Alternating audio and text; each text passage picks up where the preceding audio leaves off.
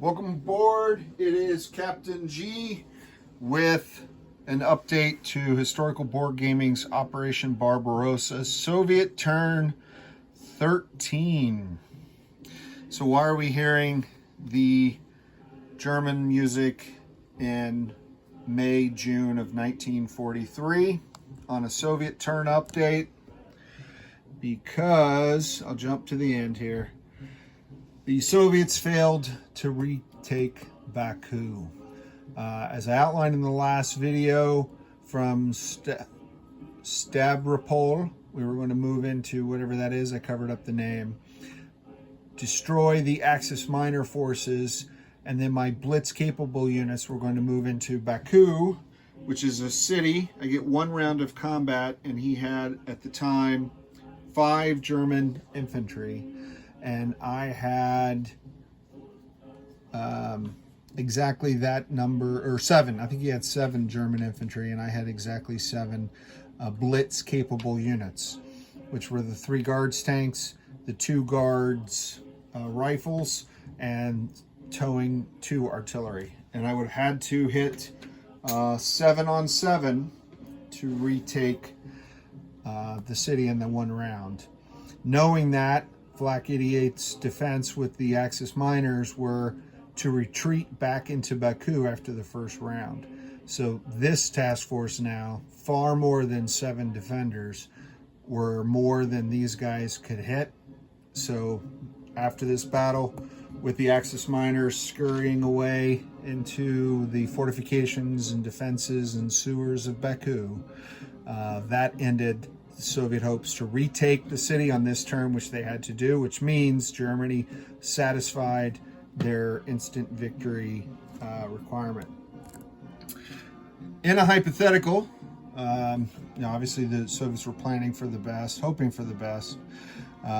We tacked down from Rostov into here, which was reinforced later by the train, the truck moving in supplies and AA and armor. But we sent a mech here to cut off this supply route across the straits, and then we sent our guards, mechs, guards rifles and mech into this zone to encircle the remaining 2 units and to block their access to the port. They had no supplies, this Italian infantry and this German force.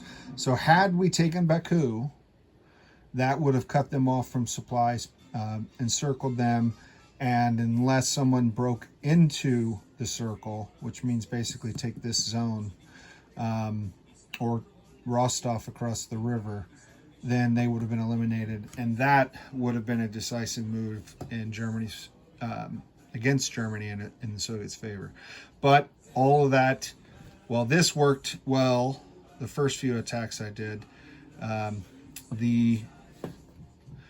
holding the ace in his sleeve about the Axis miners retreating into Baku, which was a smart and very legal move, guaranteed victory for the Axis.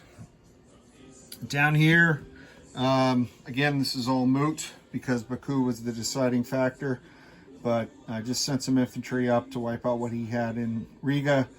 Partisans destroyed this bridge and some rail up in Pskov. So this supply method, this was basically cutting off Leningrad.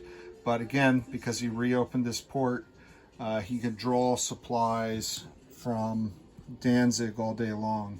So I maintained this force, moved my infantry up, widened my supply path in case armor came out and hit this. I still had this path. And in theory, I would have continued to funnel troops down here, probably not as fast as the Germans could, particularly if their Caucasus forces were wiped out. But he would have been able to hold on to Danzig, and but it would have cost him his reinforcements, meaning probably the collapse of the southern front as the Soviets rolled up zones and pushed in. So it was very close. I think in the last video I pointed out that the short game ended at 12 turns. We had opted for the long game, and it was a razor thin margin. I'm not going to go into an overall game recap right now. Flak88 and I are comparing notes and building some points that we want to share with you and those who have watched the whole series or are interested in the different playtest rules that we were using, their impacts on the game and our impression, and his perspective as the Axis player and mine as the Soviet player. So we'll do all that in a separate video. We are going to rest, reset, and refit our forces and reassign our roles. So probably later in July, after we do a couple weeks to do all that, we will be either late July or early August, we'll be starting the next game where we're going to, as I said, flip roles. We'll play this a second time and start that new series. So look forward to that. We look forward to that, and hopefully you do too if you've been following this game and been interested in it. So with that, I'm going to end this video. Thank you all for watching, commenting, asking questions, expressing an interest. This has been a lot of fun, and I'll save all my closing comments and stuff for the final wrap-up video. On behalf of my partner, Flak88, this is Captain G. Over and out.